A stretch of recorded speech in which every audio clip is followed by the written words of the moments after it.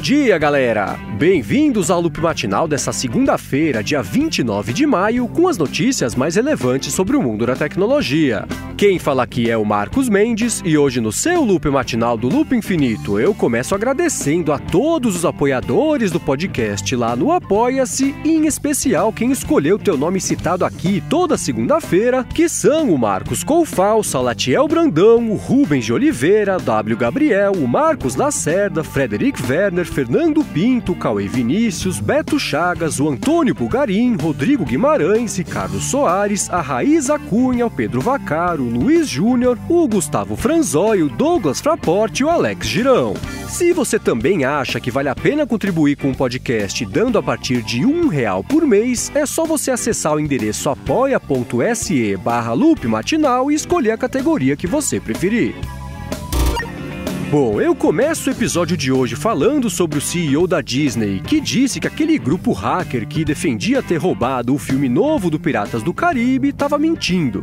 Dia desses eu comentei aqui que esse grupo estava pedindo uma espécie de resgate multimilionário para a Disney, senão eles iam começar a publicar o filme na internet de pedaço em pedaço à frente da estreia nos cinemas. Isso fez a Disney se negar a pagar o resgate e começar uma investigação com o FBI e no fim das contas o CEO da empresa disse que os hackers estavam só blefando, que eles nunca chegaram a roubar o filme, coisa nenhuma. Pulando de um CEO para o outro, deixa eu comentar rapidinho que o CEO do Tidal, que tenta concorrer com o Spotify, pediu demissão depois de ter passado ali coisa de 1 ano e meio ocupando o cargo. Na verdade, essa demissão aconteceu em março desse ano, mas a informação só se tornou pública na sexta-feira, marcando a terceira vez em 2 anos que o Tidal perdeu um CEO.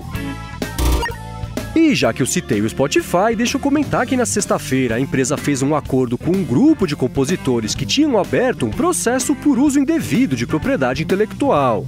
Nesse acordo, o Spotify se comprometeu a estabelecer um fundo de pouco mais de $43 milhões dedicado ao pagamento de royalties para algumas situações meio confusas, por exemplo, quando um compositor acaba não recebendo royalties porque ele escreveu músicas para outro artista.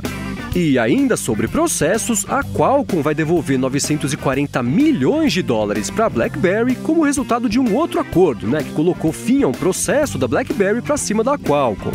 Nesse processo, a BlackBerry defendeu que ela passou alguns anos pagando bem mais do que ela deveria para usar algumas propriedades intelectuais da Qualcomm, e eis que a Qualcomm concordou em devolver esse quase $1 bilhão justamente no momento que ela também está enroscada com a Apple na justiça por motivos parecidos. Já uma outra decisão vinda dos tribunais, dessa vez lá da Itália, devolveu para a Uber o direito de disponibilizar o serviço Uber Black lá no país. No começo do mês passado, eu cheguei a comentar aqui que a Uber tinha sido proibida de rodar com Uber Black por lá depois que alguns sindicatos de taxistas entraram na justiça contra a empresa e agora eis que ela conseguiu reverter essa decisão.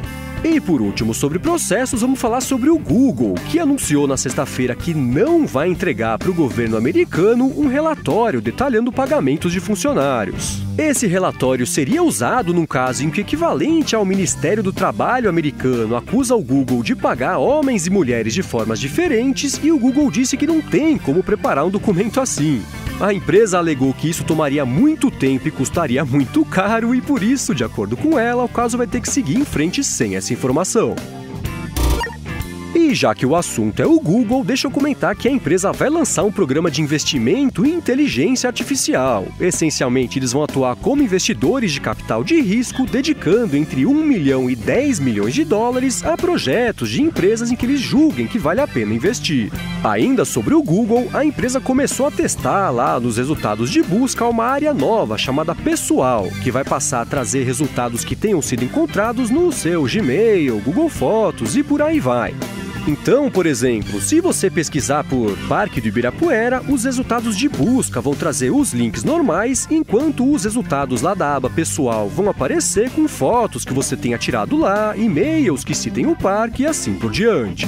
E por último, sobre o Google, deixa eu dar a dica de um post bem interessante que pintou lá no blog do cartógrafo Justin O'Byrne, em que ele compara um ano de evolução do Google Maps e do Apple Maps. Essencialmente, ele diz ter ficado surpreso com a quantidade de mudanças do Google Maps e a quantidade de falta de mudanças do Apple Maps durante o período, e lá no post tem dezenas de imagens e GIFs comparando os dois e mostrando um passo a passo da evolução das interfaces nos últimos 12 meses. Bem interessante, vale dar uma espiada.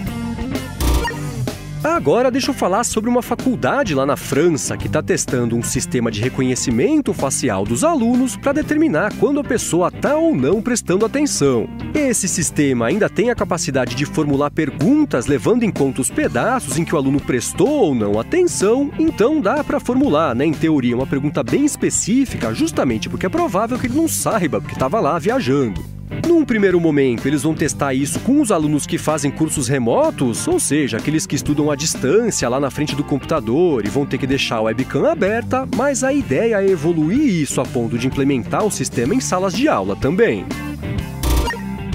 E enquanto isso, lá na Sony, parece que a empresa está começando a repensar a estratégia do mercado de celulares. Isso porque no final da semana passada, um site chamado Xperia Blog publicou alguns slides que eles dizem ter obtido ali de dentro da Sony, mostrando que a companhia não vai lançar nesse ano telefones que eles definem como Premium Standard, que ficam ali numa espécie de degrau entre os telefones intermediários e os topo de linha.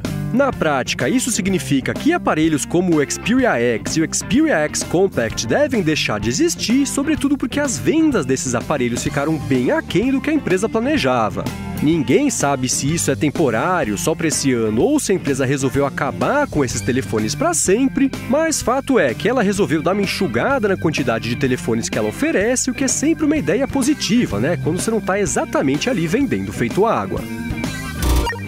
No final da semana passada, a HTC anunciou ali, meio de surpresa, um headset imersivo chamado Link. Ele foi feito para funcionar em conjunto com o telefone U11, que ela anunciou dia desse, que eu até comentei por aqui, e no primeiro momento ele deve ser lançado só lá no Japão. Esse é um anúncio curioso porque o HTC Link não faz parte da família de headsets imersivos HTC Vive, que tem feito bastante sucesso, e vem só 2 semanas depois da notícia de que a HTC está trabalhando num headset Vive totalmente independente de celulares que vai rodar o sistema imersivo Daydream do Google. Parece que a HTC está aproveitando o bom momento para testar diferentes estratégias nesse mercado imersivo e ver o que funciona e o que não funciona, para se apropriar da maior parcela do mercado enquanto ainda dá tempo. E agora o assunto é a Apple e o iPad Pro. Na sexta-feira, o artista Jorge Colombo divulgou um vídeo que mostra como ele fez para criar a capa da edição nova da revista New Yorker. Ele usou um iPad Pro e um Apple Pencil para retratar uma partida de basquete de rua que estava rolando lá perto da casa dele e o resultado ficou bem bacana. No timelapse dá para ver direitinho cada etapa do processo, indo desde o rascunho ali até os traços finais e a colorização, e vale a pena dar uma espiada, caso você se interesse por arte ou por desenho. Ainda sobre a Apple, o Mark Gurman da Bloomberg publicou uma matéria dizendo que, de acordo com as fontes dele, a Apple está trabalhando num processador dedicado exclusivamente a tarefas envolvendo inteligência artificial. Ele disse que internamente esse chip é conhecido como motor neural da Apple e a ideia aqui é que ele seja usado em tarefas como, por exemplo, reconhecimento facial e reconhecimento de fala, o que poderia representar um aumento de qualidade e quantidade de recursos inteligentes que os produtos da empresa têm a oferecer. E por último, hoje eu vou falar sobre a companhia aérea British Airways, que precisou cancelar voos de milhares de passageiros durante o fim de semana por causa de um bug nos computadores da empresa.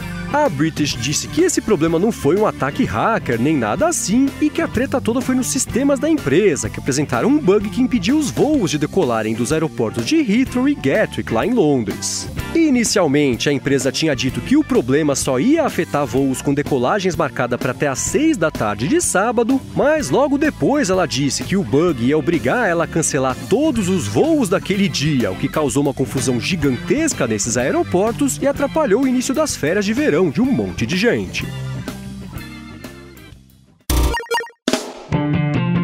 É isso aí, galera. O Loop Matinal do Loop Infinito vai ficando por aqui. Se você quiser se inscrever no canal do Loop Infinito no YouTube, o link tá aqui na descrição do episódio e lá no loopmatinal.com, junto com os links das notícias que eu comentei hoje.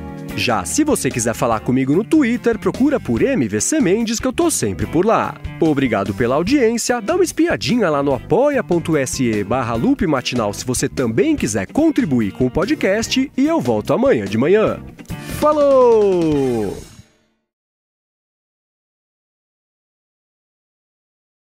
Em que ele compara um ano de evolução do Google Maps e do Apple Maps. E lá no post tem vários GIFs e imagens comparando os dois e mostrando um passo a passo de evolução. De novo, hein? Agora vai, hein? Devem deixar de existir, sobretudo porque as vendas desses... Peraí que eu vou beber uma água que tá difícil aqui.